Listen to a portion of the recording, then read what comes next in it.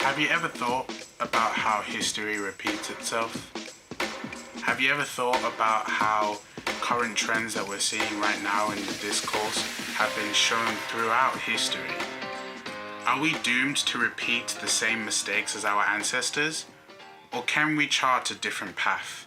Can we change the discourse that is happening currently? Can we make sure that we don't repeat the same mistakes as our ancestors? Welcome back to the Black and Raww Podcast. I'm your host, Tino Kuda Tondo Ivan Zabaya. I ain't gonna repeat that. Here's a podcast that's creating the dialogue and the space for black men to be their most authentic selves. Now, my guest today is Alvin Hayes. And Alvin has created a series of fictional stories that are based in historical events. And in this episode, we talk a lot about the history of African Americans within the US. And we relate those with what we're seeing in the current times right now. You know, we saw tactics which blamed black people for events that were happening. Whenever you see a story about black people, there always comes up about criminal record or stuff that they've done, but never about who the victim actually is. And that we've seen throughout history. And so in this episode, we talk about historical events. We talk about the books that Alvin has written, how he has been able to take fictional characters and have them in a setting of historical events such as segregation and the Great Migration. And in this episode, we talk about lots of interesting things. We talk about the current events that are happening now. As I said, we talk about history. We talk about his own experiences with racism and segregation. He talks about the first time he drove into a state which said the home of the Ku Klux Klan. You know, we are discussing things which are, can be upsetting in nature, but it's a part of the history. And so in this episode, I think you guys are really going to get some really good nuggets of value out of this. You're going to get a bit of a history lesson, but you're also going to get a bit of a download of what's going on right now in the current times. And I know you guys are going to love this episode. I loved talking to Alvin, and I loved his voice. First time I met him, we were on the Zoom chat, and I couldn't see his face, but I could hear his voice, and I was like, oh my gosh, this dude's voice is so cool. Proper like Black American sort of, because he's retired now, so he's got that elderly state vibe about him. But I think you guys are going to really enjoy this episode. I usually show you a snippet of what you got to look forward to in this episode. But I just want to get down to the nitty and the dirty, bro. I want you guys to be able to watch this YouTube video, be able to listen to this podcast, and yeah, just get some real good nuggets of value out of it. So with that in mind, here is my episode with Alvin Hayes. So Alvin, welcome to the Black and Raww Podcast. It's really good to have you on. Thank you. It's a pleasure to be here. Looking forward to talking to you. No, that's good. That's good. Yeah. No, when I saw your email, I thought it would actually be really interesting to sort of get your perspective and even the books that you've been writing about sort of Black history and making it sort of fictional, not fictional, but adding a fictional sort of element to it that makes it a lot more engaging to read. I think so too. It sounded really interesting. So I'm looking forward to our audiences getting to know a bit about that. Could we go straight in with it? Could you tell me a little bit about the Wild Black Chronicles? Sure. I created the Wild Black Chronicles because I was being inundated with wild Black stories, wild Black while driving, wild Black while shopping, altercations that were occurring between Black folks just going about doing their day-to-day business and being either verbally accosted or police getting involved, et cetera, for no known reason. So what I've done is different than other writers, I believe. It's kind of unique. What I've done is I've taken a generation. I created a fictional generation and plopped them into an American era. So the first book that I showed you is If Cotton Could Talk. Right. This is the beginning of the African American story because it begins on a cotton plantation in Mississippi. Okay, so major throwback then. Yeah. So the chronicles take different eras. So I go from the enslavement era to Reconstruction, where we were, quote, supposedly free, and then into the formal segregation era. I'll be following that up with the Great Migration era, the World War II era. So I'm going to, it just goes on and on and on. But the common theme is as follows. How do my fictional family relate to the different eras that they find themselves in? So the same family that starts in If Cotton Could Talk, that generation becomes free, their ancestors become free, and they're faced with a whole new set of problems and violence, etc. Okay. That generation handles that, and then they move into the next generation, which is the segregation era. How did they survive that? The family was always looking to survive and to create generational wealth. So my whole thing is around, we can't depend on people to pay us after being enslaved. We need to do our own thing, and we're going to do that by creating generational wealth and creating our own businesses, et cetera, in spite of the laws, et cetera, that tell us we can't do that. So that's how I think I'm the only one that I know that writes like that. It's historical fiction backed by historical facts, but the characters are characters that I kind of created and made up to fight the different fights that they had to fight to survive in terms of the environment that they were in. Okay, that sounds very interesting then. So like, as I understand it, like you've taken the generation that start in If Cotton Could Talk is, the descendants, or like the descendants of them in some of your other books as well. One thing I need to be clear on this book, Tino, it's not about slavery. My book is about the enslaved people and the relationships that they formed, because they were third generation slaves. They knew, or they felt, that they could not be slaves forever. So the whole book premise is around how did they prepare for freedom. Okay. And they had to do it in a way that none of the plantation owners were aware of what they were doing. So it took a lot of networking, and my characters, they network between plantations. There's one character in the book that I named Sambo. Sambo was a young man who was a slave to the biggest plantation owner. Well, Sambo was also trained to spy and in self-defense. And in my book, when they become free, Sambo and his owner, Dan Connor, have a physical confrontation. I'll leave it at that. And let the readers find out. Yeah. I don't want to do all the surprises, but yeah. So that's kind of how that one starts. But again, I have to enforce that it's not about slavery. Nobody wants to read about slavery. We don't want to read about slavery. We've all watched Roots. My books are about the stories, the relationships that they formed, how they married people, how they spied on.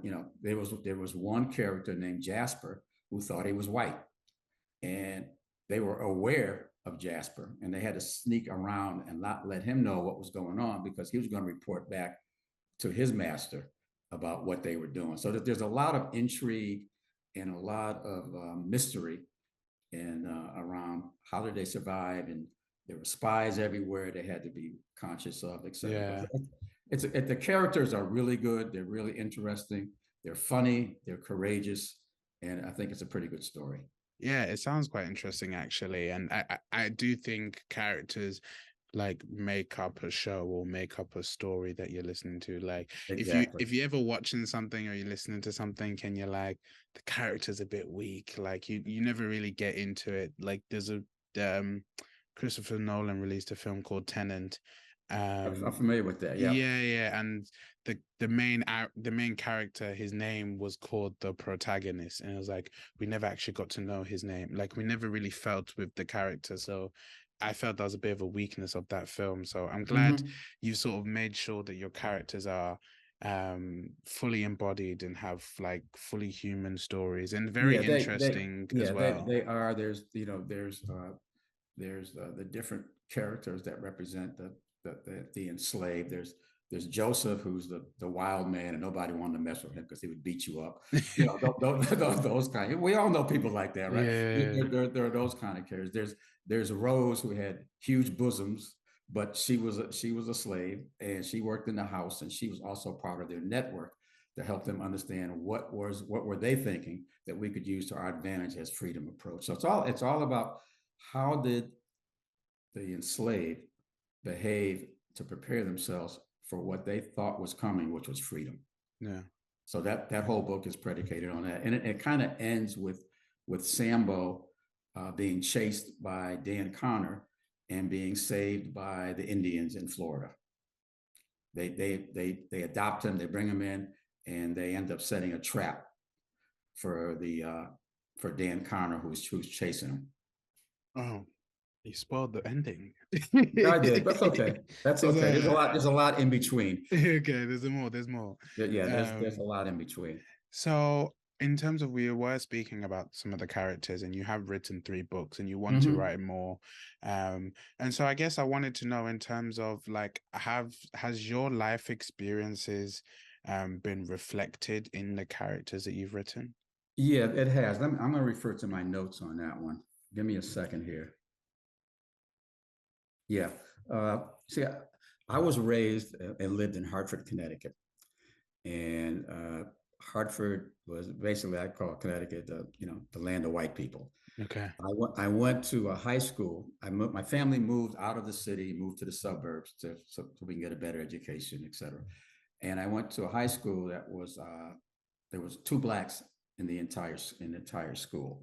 So in 1964, I decided I had to get away from that environment because it wasn't good for my psychic. And I was going to go to a all-Black institution in Nashville, Tennessee State University. So that's where I decided to attend school.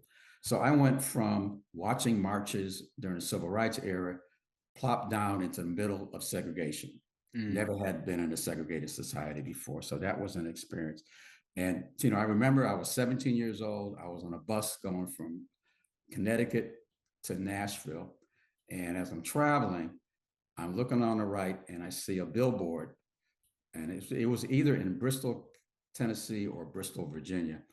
But the billboard said, Bristol, home of the Ku Klux Klan, birthplace of the Ku Klux Klan. That was on the billboard. So I'm looking at that and I'm thinking, what have I got myself into? And, is this the correct move for me? I didn't know. So I have firsthand experience with segregation and being told, we don't serve your kind. Been told that. You have to go around the back to eat. I've been told that. Been called a boy and other names that I don't like to use.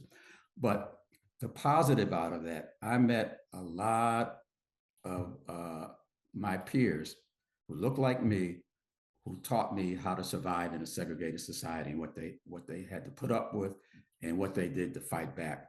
So I tried to incorporate some of those personalities, et cetera, into my stories.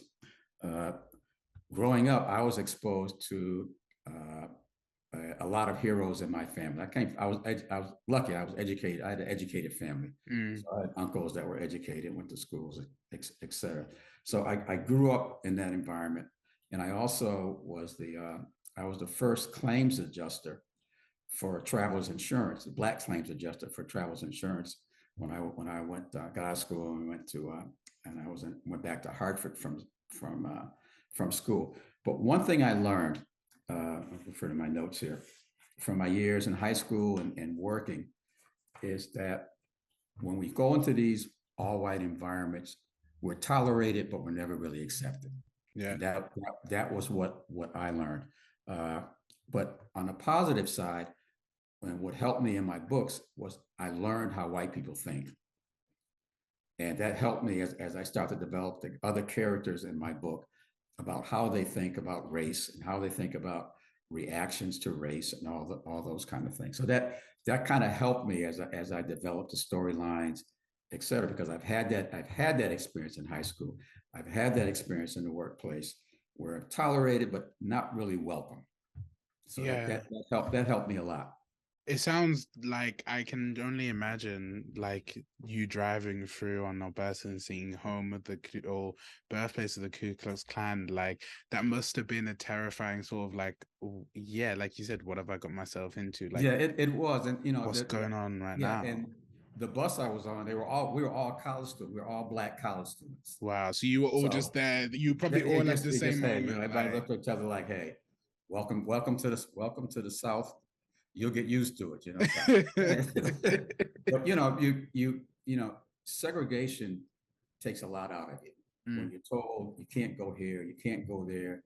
Uh, I know a fellow that unrelated to my book that I know from was raised in West Virginia. He was taught never look a white man in the eye. Yeah. That's what his family taught him because it was dangerous. So there's a lot of things that you learn as you go through this process of acclimating yourself to America and segregation, et cetera, Tino. So that's kind of how I was influenced. And you know, I can't say enough about the people that I met, how brave they were. I mean, I met a brother from Columbus, Mississippi. He was arrested because they felt like he didn't cross the street when a white person was walking by. Wow. So That's ridiculous. Yeah, that's honestly ridiculous. You don't learn about that history by reading books. That's the history that you learn from talking to people who grew up in those kind of really segregated kind of environments where you have to watch what you say, watch what you do. And you know, my personal experiences, I've been told we don't serve your kind. I've been told we don't, you know, you have to go around the back to eat. You know, been told you can't do this, you can't do that, been called a boy, and all those kind of things. And So that, it's that was the way of the world in the 1960s. Remember? Yeah. Can I ask how did that impact you? Like, and like, do Well, you you know, see any of those impacts? yeah, I can tell you how it impacted me because it really made me militant. And I say that from the perspective pessimistic and militant about what was happening in the country, because we seemingly are being attacked on all fronts. Right-wing media, politicians, I call it blame the black guy. And let me give you an example of blame the black guy incidents. In the States, they have in Florida and Missouri, many states have what they call a stand your ground law. You know, we're a gun society.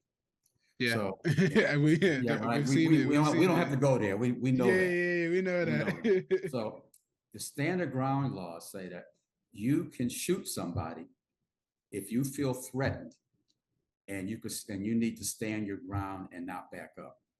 Well, I find it ironic that the only people who have been killed have been black people.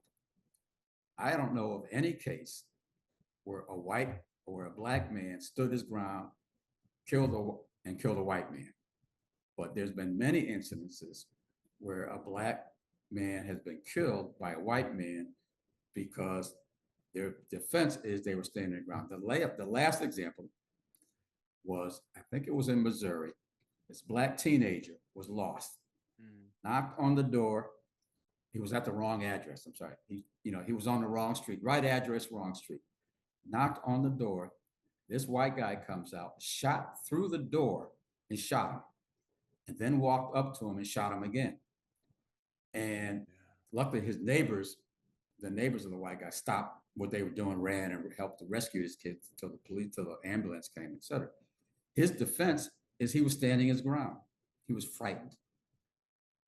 And that's what made him shoot through the door and shoot. That's his defense. I knew when I read the case, Tino, I said, this guy is going to claim I was standing my ground and I was frightened because that happened recently, didn't it? That happened recently. Yeah. That happened like maybe 3 weeks, maybe 3 weeks. Yeah, honestly, it's crazy that it's still sort of happening now, isn't it? Like we're talking about, we're talking about in the 60s and the Ku Klux Klan and stuff like that, but it's been what, 60 years? Yeah. And we're already still seeing this stuff. That's the crux of the frustration is that I'm in my 70s. I've seen all this.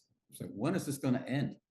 It just recirculates the same issues, the same stuff.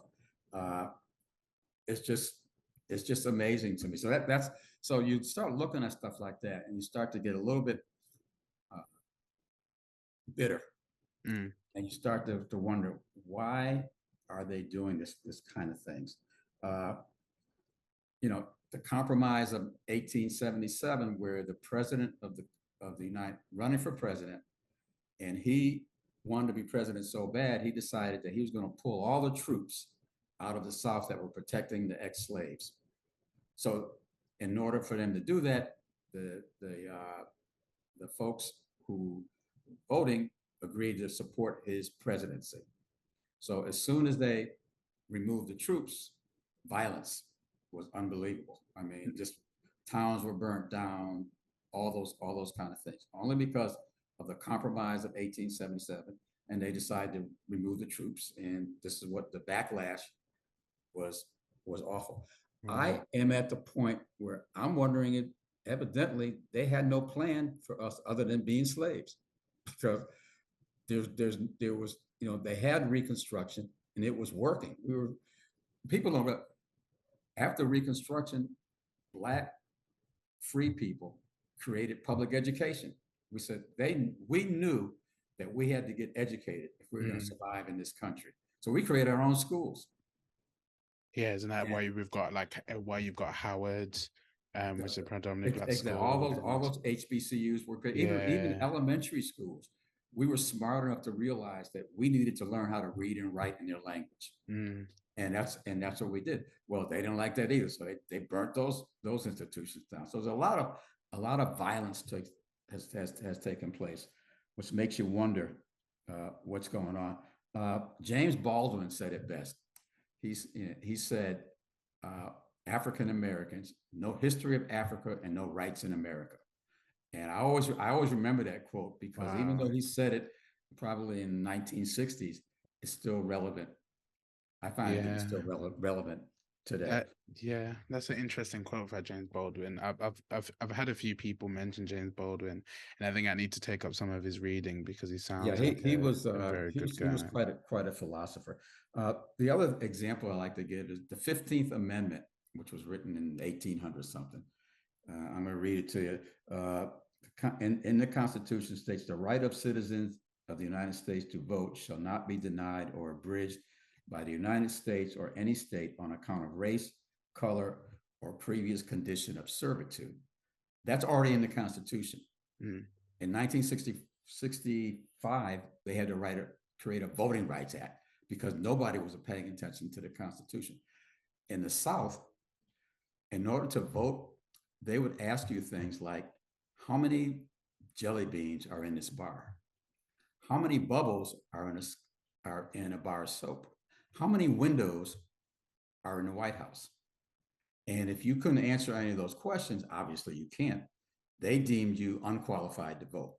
Now, these things, this is the truth. These things were going on. They weren't being hidden. Everybody knew, including Northerners, that this was the way it was in the South. But nobody did anything because they didn't want to sacrifice their political position to take up the rights of ex-slaves. That's my takeaway. I would love to have somebody argue with me about that one because I think that they would lose.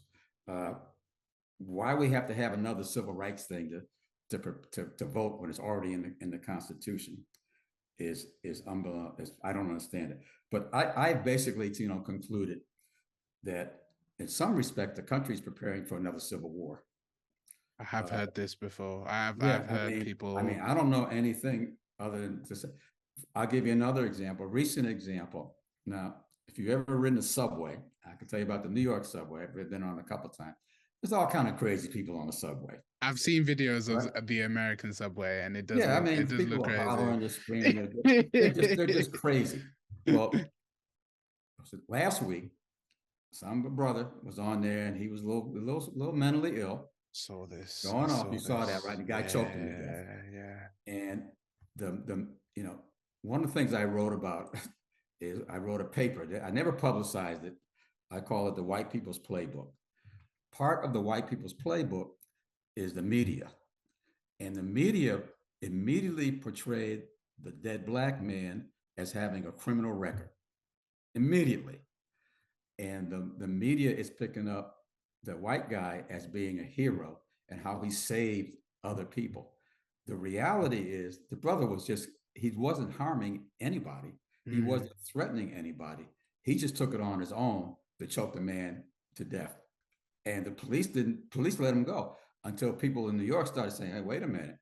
This man committed homicide. Yeah, right in Him front of everybody's eyes. Yeah, Like, you just can't let him go. So those are the kinds of things how the media jumps on it. They immediately broadcast him as a hero, as a vigilante hero. Yeah. What they're doing is they're setting us up for other heroes to come in and say, hey, I thought the black guy was threatening us. They're scared of us. They fear us for some reason. That's a whole different issue about violence, so we can talk about that too. But that's kind of how they react to us. Yeah, I mean, like when we keep seeing these things happening, like, and it was only like you said, like recently it was the guy on the subway that got choked out. Before that, it was a 17-year-old kid that knocked on the wrong door. Yeah, it's like all these events are slowly not even slowly happening, but like are just bubbling up under the surface.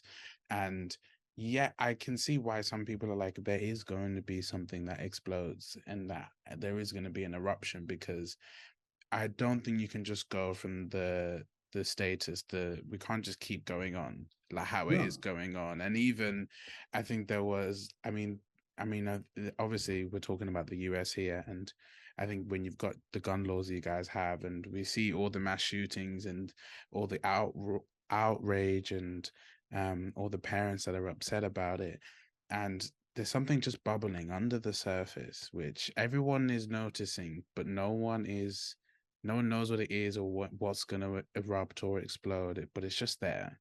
It's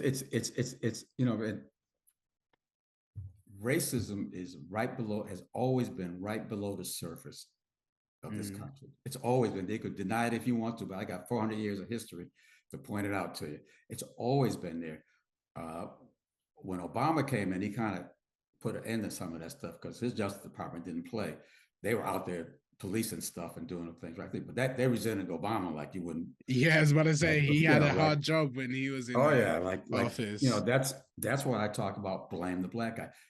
Even the politicians, when they had the January 6th riot, one of the politicians, I think it was Jim Jordan was his name, somebody asked him if he feared for his life.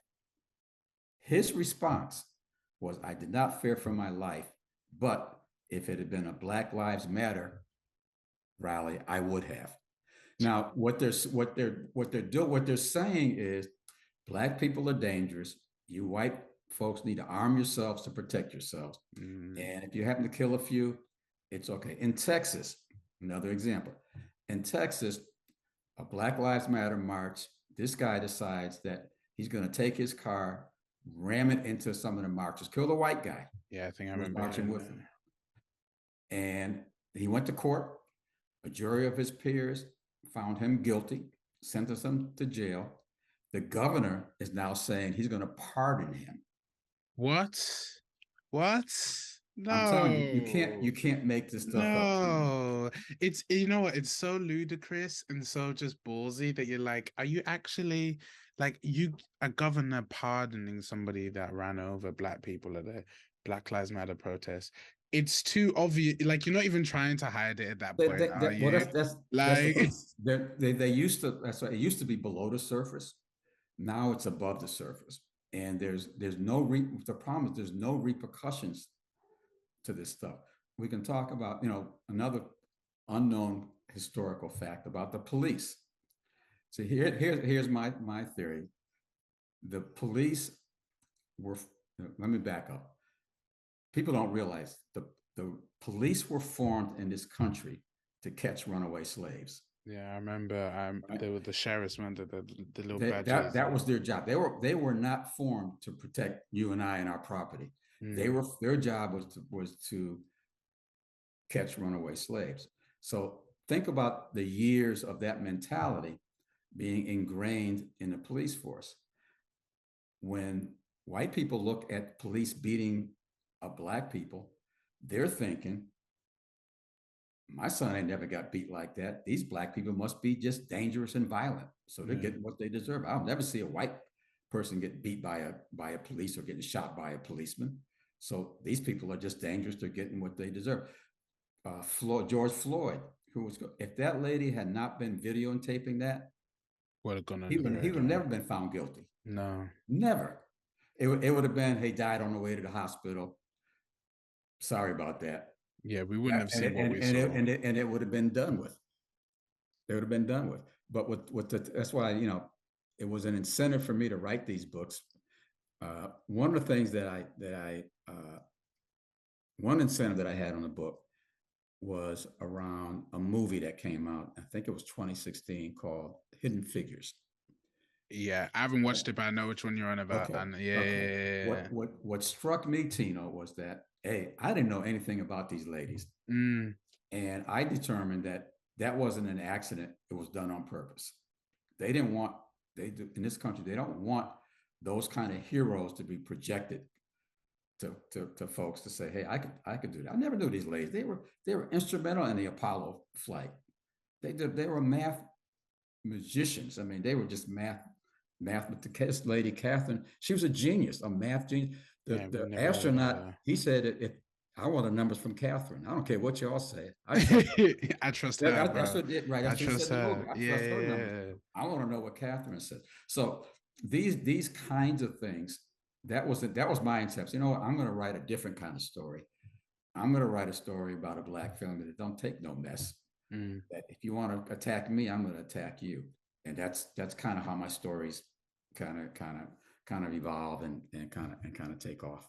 I think as well, like you want to be able to read those stories and those, like, because stories help us sort of feel empowered, like, because I imagine there's so many Black people in the US that have experienced racism or that have experienced, even going back to segregation, that would have experienced maltreatment. And they're like, I really just want to, excuse my French, but I want to fuck shit up. I want revenge. You know what I mean? Yeah, I want to do something because I'm angry, but I can't because my life is literally in danger. So I think there's a place for stories where we can sort of escape and be like, damn, this is like, I could get my revenge, and I could, because my stories are I try to make them a little bit of thrill, a little mystery, a little fun, some fun.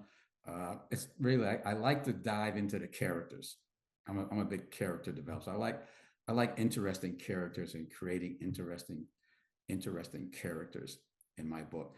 In the Elders Call, it's really about a bunch of gangsters and pirates that are Black that help my family fight off the Ku Klux Klan.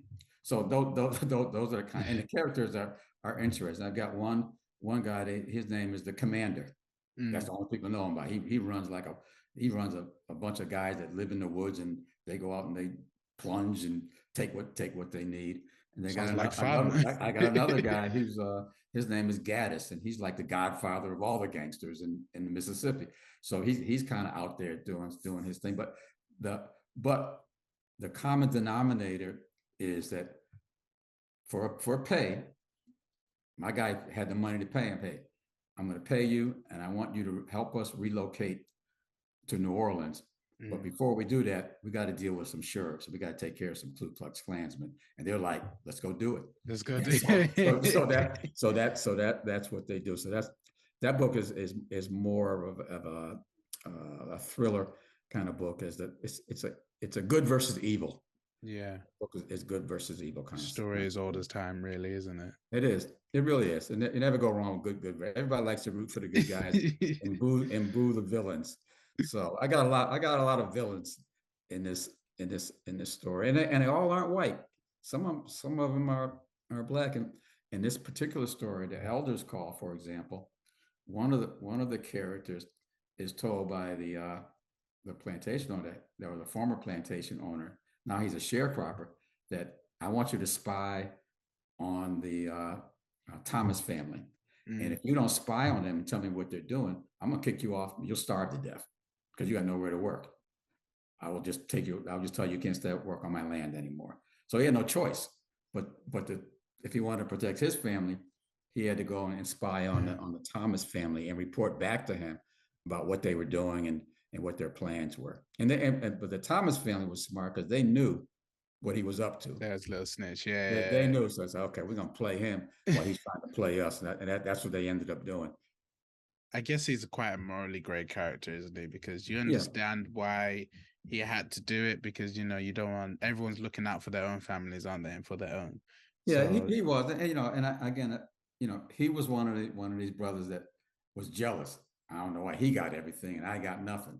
How come he's got a family and I got nothing? So so the characters that I try to write about are realistic characters. You run into these people in life that are jealous of you because you're successful.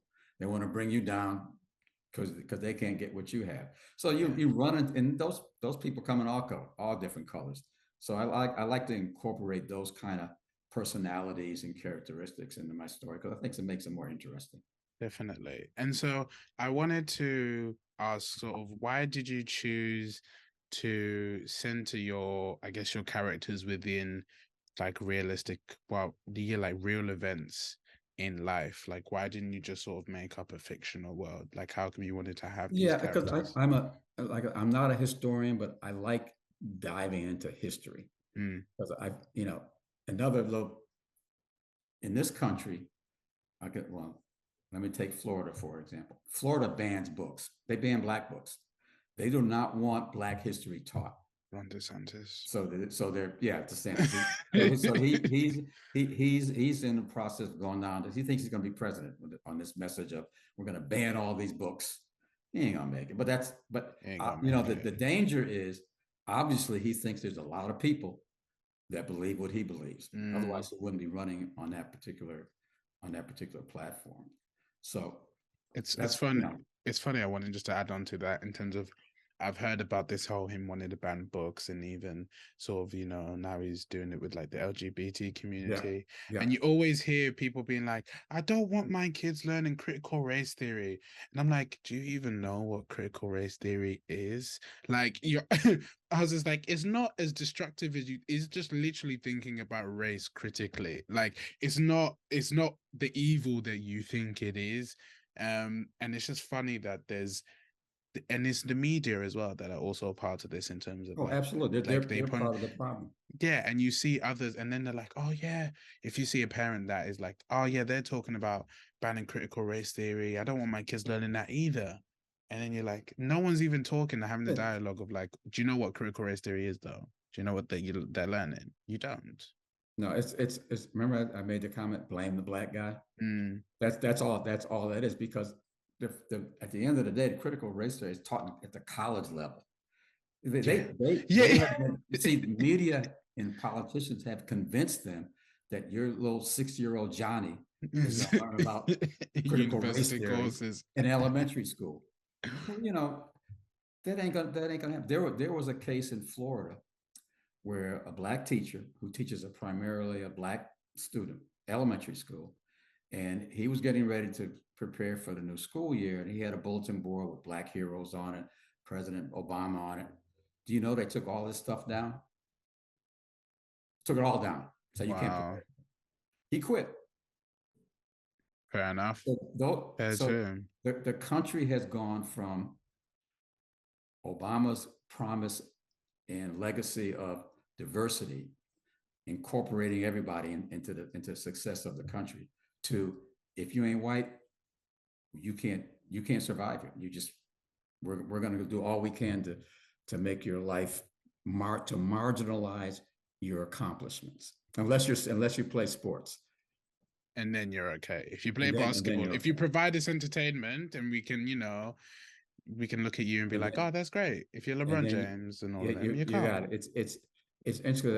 It's interesting how, and I've had somebody tell me this, believe it or not.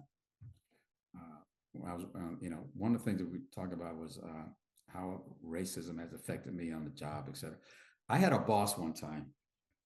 I was in sales. I ran a big sales unit, and we have sales contests. I won a contest to Switzerland. Right? Mm-hmm. So it's a big deal. Nice. I was married at the time. Wife was all excited, all that kind of. Of course, it's Switzerland. Right? So we're at this huge announcement. He gets up there. He announced everybody who won the trip to Switzerland. Didn't call my name. So I called him. I said, His name was Charles. I said, Charlie, you didn't call my name. I expect him to say, oh man, I'm sorry about that. Let me go make the correction. He just looked at me and walked away. So he looked at me and literally just walked away. So I went to Switzerland. Yeah. When I came back, I found me somebody else to work for. But it's interesting because some guys that I knew and respected, white guys, well, I don't dislike every white person. They were good. They told me, they knew him very well. They said, let me tell you something, you got to get away from him because he's a racist and he only believes that Black people are here to entertain him on the sporting field. That's it.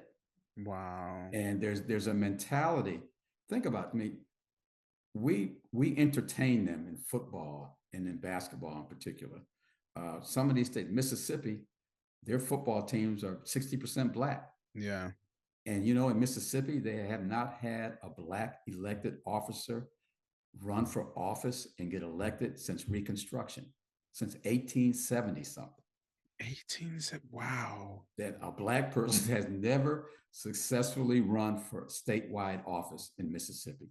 And that's even run. Like, that's not even like, it's not like they haven't I shouldn't held say the run, office. elected. Elected, okay. Elected. All right then. Yeah. I was gonna say, even they stopped them even from running. That's even worse. No, not running. Elected. But elected. Fair enough. Not since but still, Reconstruction. That's still crazy though. It's crazy. That's still crazy. It's crazy. So those are the kind of things that keep me up at night, and why I tried. I've gone through different phases of. I mean, I came from Connecticut, which was diverse and all that kind of stuff. So I was pretty liberal in my thoughts. Mm-hmm. Jumped into segregation, like, oh no, these people hate us. And then I've gradually moved back to, well, everybody can't be bad. But now I'm like, I don't know where these folks are headed with these. They're shooting us. They're locking us up. There was a case recently where a brother was working for UPS delivering to somebody's house in one of these gated communities, and somebody shot at his truck.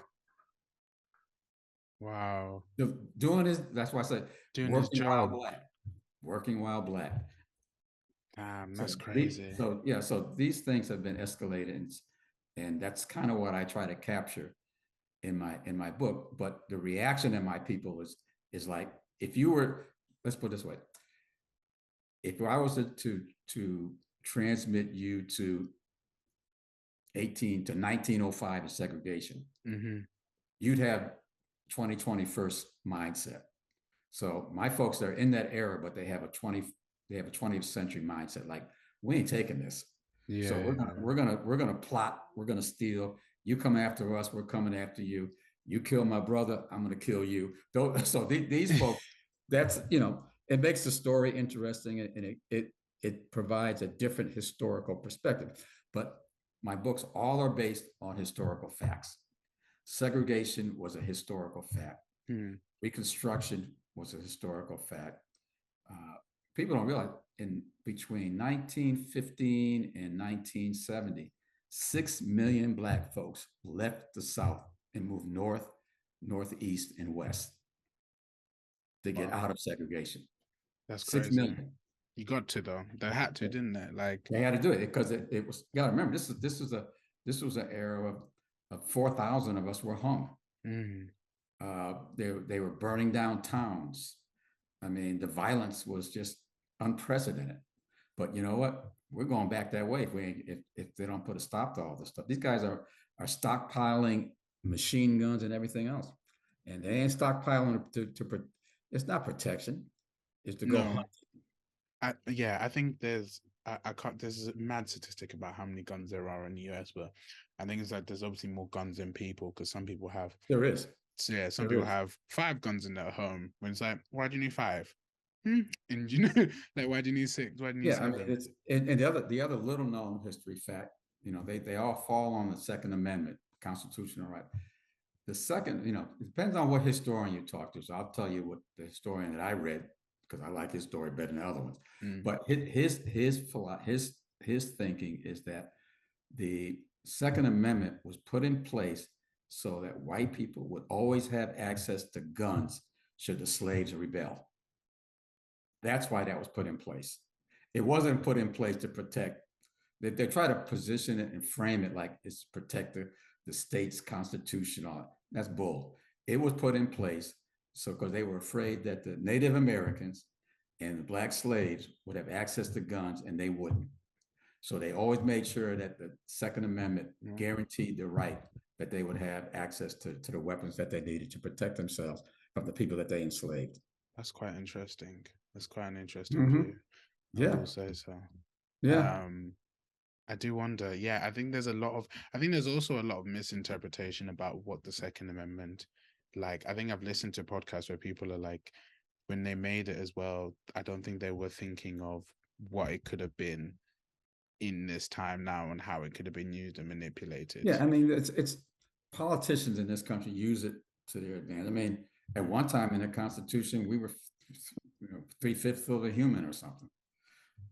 The Constitution, Supreme Court said segregation is fine. Nothing wrong with segregation. So there's a lot of political compromise in history that makes you step back and wonder, say, where are we as Black Americans? Where are we headed? And that's what I like to write about that, because I think history is interesting, and if you don't learn from it, you end up repeating it and making the same mistakes over and over and over again. A lot of my friends, and I'm starting to be one of them, I don't know why we decided to integrate, because at one time we had prosperous towns, they burnt them down. We had schools, they burnt them down. We had churches, they burnt those down. But was integration the right goal? I thought it was, but now I'm like, they don't want to integrate with us, unless we're entertaining them. It doesn't look like to me that they're interested in what we have to offer. I think that's quite interesting. I think that's quite an interesting sort of view about whether integration was right, or whether, like whenever you move to a country or move somewhere and there's like, okay, yeah, I've got to assimilate to, I guess assimilation and integration is quite different though. I guess assimilation is more losing yourself, but integrating, everyone's trying to mesh together. But I'm thinking just about the UK and in terms of integration here with Black people, because I think it's a bit different. Yeah. Obviously, in terms of like you guys, there were African Americans that were slaves in the US, whereas the UK had their colonies and stuff like that, and had people coming over. But I think there was still always a thing of like, why are they coming here? Like, when it's like, well, you came to us and took all our stuff and then left. And then it was like, then what did you expect? You didn't expect us to come? Like, and also you invited a lot of, the Windrush generation, you invited people to come here to try and rebuild your own society again after you were bombed by the Germans. So it's a very weird conundrum where it's like, you needed us, but then you discarded us once you thought we were just irrelevant. So I think, I don't know about here in the UK in terms of how tension. I think tensions are rising everywhere, actually. Yeah, they are. I think tensions are rising everywhere, and it's becoming quite a scary and uncertain world, because we don't know what's going to happen. Yeah, and I think ours is, the issue that we have is guns. Makes you just immediately you guys don't have the gun. No one in this world has the gun issue like we have, where you have over 300 million guns out there, so it's impossible to reel them in. You can't go take people's guns back. Yeah, they ain't having that. That ain't gonna happen. But you can't even. Obama passed a law that said if you have a mental illness, you cannot buy a gun. They said, oh no, that's against the Second Amendment. We got it. Yeah. So they canceled that. So in Florida, you don't even have to get a lot. You can go to Walmart, pick up a handgun and walk out with it, and you're legal. You don't have to take a test. You don't have to take a license. You don't have to do background check. Nothing. Yeah, it's a bit bonkers. I remember I've been to the US before, and it just was such a culture shock, because even there was a girl that I was talking to, And she was talking to all of us. She was saying, yeah, for my 18th birthday, I'm going to get a gun, like I'm going to get it customized and stuff like this and that. And we're in Indiana, so I think there's a bit more sort of gun culture there. But Yes. we were all just like, that's a bit mad. And even walking into Walmart and like looking at the gun section, and you just said, it's like, what? Like, this is a weapon right here, just out in front of it, like just encased in like it's sold like candy, like it's just there. You can just pick it up and be like, I like that. Yeah, there was one of the congressmen wanted to pass a bill. I don't think it ever got life, but he wanted to pass a bill making the AR-15, the machine gun, the national gun of America. Now, what country has a national gun? I mean, you know, I mean, we got flowers, we got the bald eagle, we got trees. Who has a national gun as a symbol? But that you can't make this stuff up. It's better than fiction. You cannot make this stuff up. The stupidity of some of these people is amazing. You know that they did a study, and 13% of 8th graders across the country could pass a test in history and civics. 13%. That's incredible. So that says that 67% failed. They couldn't pass history, and they couldn't pass a standardized test in civics.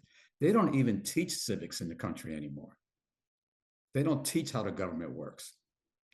And again, some people will say, I think it's done on purpose. Yeah, they don't want you to know how the system is flawed and how it can they don't want you to know, so that when a Trump declares that the vice president can declare this election void, people, oh yeah, he could do that. No, he can't do that. But they don't. But civics, if you took civics classes, you dummies, you would know that there's a separation in this country of state and religion, and there's a reason they're separated. I don't want no Christian telling me how I should live. I don't want a Muslim telling me how I should live. That's why they separate. You guys, I don't care how you live your life, but don't try to make me live your life because you choose to do that. Just like books. I don't care if you don't want your child to read If Cotton Could Talk, but don't ban other people from reading it. So yeah. It's a bit crazy. It's a bit crazy out there.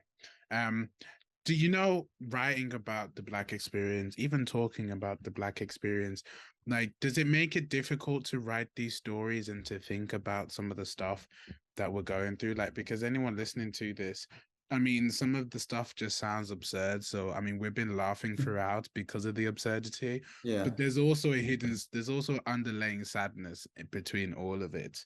So I guess for you, like, is it difficult to write about these stories? Well, it would make it. What makes it palatable to me is that my stories always have a positive Black ending. So no matter what they go through, it's always, at the end of the day, they win. For example, plug my other book here. Go on. And the third book, If New Orleans Could Talk, they are in New Orleans. They left. They got they defeated the Klan, the Ku Klux Klan in Mississippi. They moved to New Orleans with the help of the gangsters. Now they got to start over again before they migrate to Chicago. Well, what they want to do is they want to start a business at the port of New Orleans. Well, because of segregation, they couldn't get a license. So they created a scheme to force the people who made the decisions on licensing to give them a license. And the scheme is pretty complex. It's pretty creative, I think. But at the end of the day, they create their business. It's successful, and they move out. But my books always have a positive ending from that. They overcome the objective. They overcome the situation by any means necessary. In this case, they just tricked them. And before they knew it, they had their license. They built a successful business. And then one of the characters said, sell the business because something's going to happen. And they sold the business. White folks got stuck with it, went bankrupt. They took all the money and they moved. They relocated. So my stories to always Chicago. they moved to Chicago. People between 1950 1917 and 1920. 500,000 people left the South just to go to Chicago. The migration is a big deal. The migration from the South to the North was a huge migration deal. And I tell a story in my last book about a woman named Mama Coleman. Mama Coleman was in Georgia. And this is a true story as told to me by a friend of mine. She was in Georgia, and her kids witnessed 4 Black men being hung from a bridge. She went back and she gathered all the money that she had, went to the bus station, dumped it out on the counter, and told the bus guy, "How far will this take me and my kids?" And he said, "Well, this will take you up to Hartford, Connecticut." Her response was, "Well, that's where we're going. Give me my tickets." And he said, "Do you know anybody there?"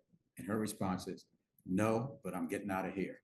So those are the kinds of things that how my book kind of evolves and ends. And it's from a it's historical facts built around fictional characters who win. Because I think our stories need to be told. And if I have to create fictional stories based on historical facts, that's what I do. Because the stories are good, the facts are interesting, and there's always stuff in there that people didn't realize what was going on in the little cities that people moved to. People don't realize New Orleans had 50 companies during the slavery times who were in the business of selling and buying slaves. 50 New Orleans, geez. 50 companies. See what was going on. The slaves were needed in the Gulf.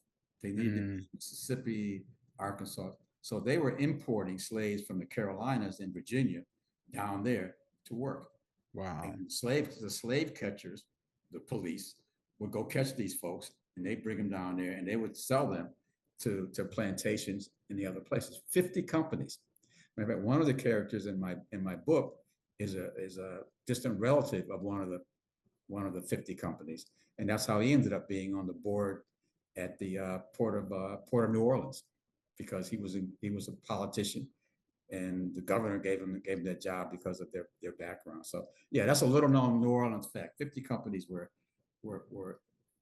involved in the slave trade. Wow. Is that why New Orleans is so rich? Would you say, like, there's just so much wealth within New Orleans? Like, even just, I've never been, but I've always seen photos and stuff how it looks. At one time, New Orleans was one of the richest cities in the country. And it's a very diversity, because you've got Creoles, you've got whites, you've got Spanish, you've got Native Americans, you've got free slaves, all those kinds of Mixing pots of people. Mixed, yeah. Interesting. So you said that in terms of your stories that you like to give it a happy ending, and so I want to also give this podcast a bit of a happy ending as well. And so I guess we've talked about sort of the past and what's happening currently in the present. I want to know, what hope do you have for the future? And even though I said happy ending, I want you to be as honest as possible. No, I will. I will. I mean, it's hard to answer that question, because if you read the tea leaves and look at the news, here's the dilemma, as I see it. Black folks are 13% of the population. We don't elect anybody. Right? I mean, if you're 13% of the population, you're not going to elect anybody. You got to vote. You vote locally, that's one thing, but nationally, we're 13%. So I'm optimistic in regard to the people that we have in place now seem to get it and understand. I don't believe that we're being driven by a small minority of people who are louder and we're crazy. They just have these weird, crazy ideas that they don't respect anybody who doesn't look like them. But I think for the most part, most Americans are like tired of this. I'm hoping they're tired of it, and I'm hoping that as a result of broadcasts like yours and other broadcasts, people will start to understand the dilemma that we face. We have to vote locally. Own your backyard. because they own theirs. Mm. You know, they just do. I mean, Mississippi is 38% Black, 38%. And they don't have any, and they can't even get somebody elected statewide. Yeah, that's what. Yes, but yeah, 38%. Obviously, it's not big, but you know, there's still that possibility that you could get someone in. I think what, we need, I don't know. It's hard for me to be positive, because I'm asking, the politicians are scared. They make too much money. The whole system is built around money. And if I'm making $200,000 a year as a politician, I don't want to leave that job. Yeah. I'm not disrupting the status quo either. I mean, this guy from Long Island, the biggest liar who ever got elected, he's got 16 or 17 Justice Department cases against him for fraud, for stealing money. The politicians that we're electing are being paid by the National Rifle Association and other right-wing organizations to stay the course and do what they do. So we'll see. The process is broken. Is it repairable? I hope so. That's as positive as I can get. I hope it's repairable. I'm trying to do my part with my historical fiction stuff to make people aware of the dilemma that we have. Like I said, people in this country think because their son and daughter isn't getting beat up by the police, the ones that are must be criminals. No, it's the police just arbitrarily beat people of color. Yeah, they've always done that. That's nothing new. It's just now we're seeing it, isn't it? Now we're seeing it. So I'm a firm believer in knowing your history. I think from a positive perspective, pick up a book, please. Read your history, because at some point in time, the way the world is headed, you may not be able to find it everywhere. So if we don't verbally tell our kids, let me tell you about, even in America, let me tell you about African-American history. Yeah, we're slaves, but let me tell you how we survived. Let me tell you how we survived segregation. Let me tell you about some of the heroes that you don't talk about. Everybody knows about Martin Luther King and some of those other folks, but there's a lot of heroes that fought for integration and marched and fought for both. There was a gentleman in Mississippi by himself. He was going off registering Black folks under the threat of being arrested, killed by the Ku Klux. He was by himself. Yeah. He didn't have a busload of people with him. Taking people, come on, Tina, we're going to register you to vote. And that's what he did. So there are all kind of heroes like that. And hopefully we'll get back to that point where we're just out there and we're doing what we have to do to survive. Yeah, I do hope that there is someone's being loud outside. I do hope that there is a change happening soon.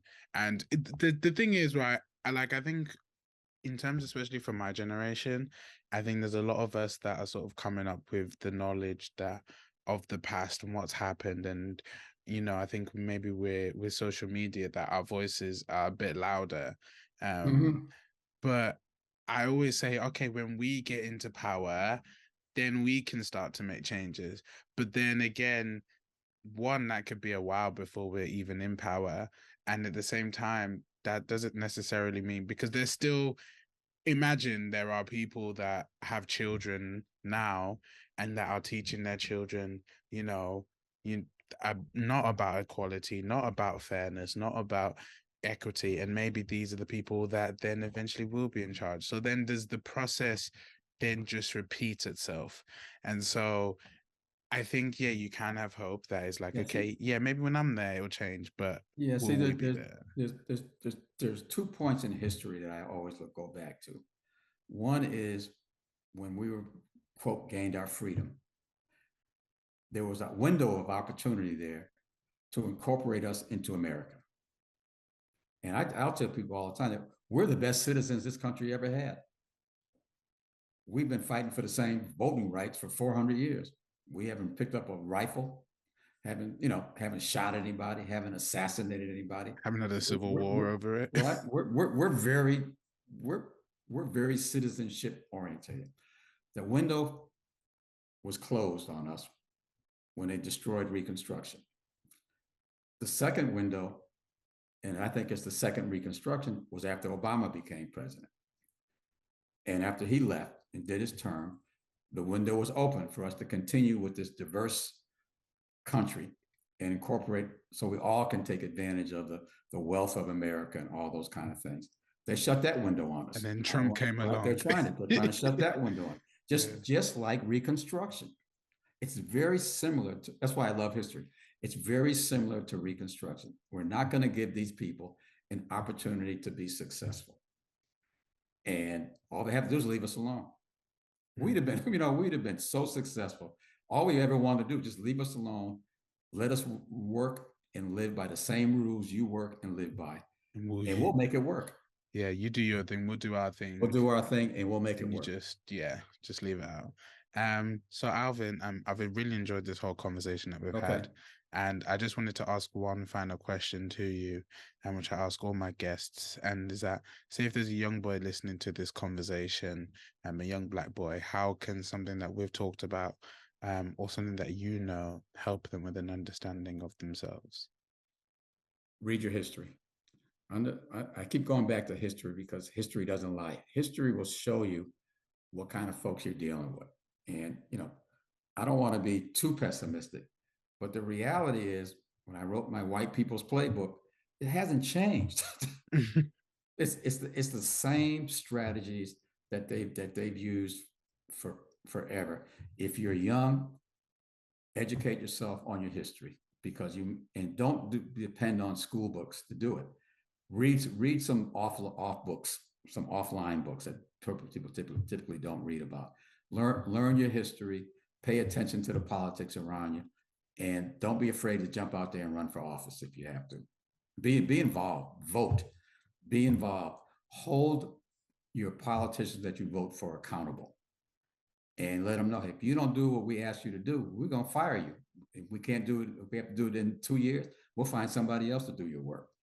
But you got to hold people accountable, hold their feet to the fire, so you get the results that you're looking for. If you're not getting the results you're looking for, fire them, get somebody else, vote for somebody else. It's a tough situation, Tino, but I think it starts with understanding your history, no matter what country you live in. Understand, because the Europeans will take your history away from you. Oh yeah, they've got all our jewels already. They'll take it away from me. I mean, my history of Africa was Tarzan, right? Growing up, a white boy in the jungle around with apes. that was my history. But as you get older, you start reading, say, wait a minute, there were some kingdoms in Africa that people had to go to learn. The Greeks went to learn stuff. You don't learn about that in history. So there's a lot of history out there that I think will help people. It'll make you feel good about yourself. And also will let you know we got our work cut out for us. But we can do it. We're survivors. It's just that you have to survive. And sometimes you got to be flexible and you got to change. But at the end of the day, you got to be aware of what's going on and expect that the history doesn't change. The same thing that they're doing now, they were doing 10 years ago, 20 years ago, a century ago. We got to be better. We have to be better prepared to deal with it. And it has to do with knowing your history, voting, and understanding your rights. Bro, yeah. I mean, for the conversation, which was a little dark, a little sad, a little not funny, but had laughter in it. Had pessimistic and hope. Yeah. I think that was quite a hopeful ending that you did give there. Okay. So thank you very much. Okay, I have one other comment, then I'll let you go. Oh, go on. This is a unselfish plug. I was going to ask you what you wanted to plug next. Okay, so yeah, I'm having a free book, a free ebook on If Cotton Could Talk, effective May 26th through the 30th. Okay. So if anybody's interested in If Cotton Could Talk, If Cotton Could Talk is a 4.2 book in terms of reviews. And I've got 126 reviews on it, so very well received. So I think your audience will enjoy that book, and hopefully they'll look at reading the second book, which is If the Elders Call. I'll definitely be checking it out, to be honest with you. So, okay. And I'll put a link into the show notes for anyone that wants to go and check that out too, and to check out your books as well. Anything else you'd like to plug? You want to know about that? Nope. I think I've done my shameless plug. I'm good. So no, thank you very much, Alvin. No, thank you, Tin. I appreciate it. So guys, that is the end of the episode. I really hope you guys enjoyed this episode. I really enjoyed talking to Alvin, and I think you guys hopefully got some really good nuggets of information out of this episode. If you liked this episode, please leave a comment, please leave a like, share it with a friend that you think might get some real good nuggets of information out of this. And I really enjoyed Alvin talking about history. History is so important for all of us to know because it helps us understand where we've been, to where we are now, and to where we can go. And that's also why I talked about at the start of this, whether history repeats itself. Are we doomed to repeat the mistakes of our ancestors? And I really wanted to get that across because I think knowing about our history, we know the mistakes that were made. We know in terms of what we can do to change. And I am quite an optimistic person. I do hope that we can change and that we don't repeat the mistakes of our ancestors. And so I really hope you guys enjoyed this episode. I really enjoyed talking to Alvin, and I think there was some real good nuggets of information out of this. If you want to find out more about Alvin, if you even want to go and buy his books, which I highly recommend, go and check those out. I'm going to put his website into the show notes so you can go and check that out. And yeah, I think that's really it, guys. I really thank you for listening. I really thank you for watching. Please engage with the episode. Like I said, leave a comment, leave a like, share with a friend, and we'll have a new episode out next week, and I think you guys are really going to enjoy that. So, thank you very much for listening, and we will talk soon.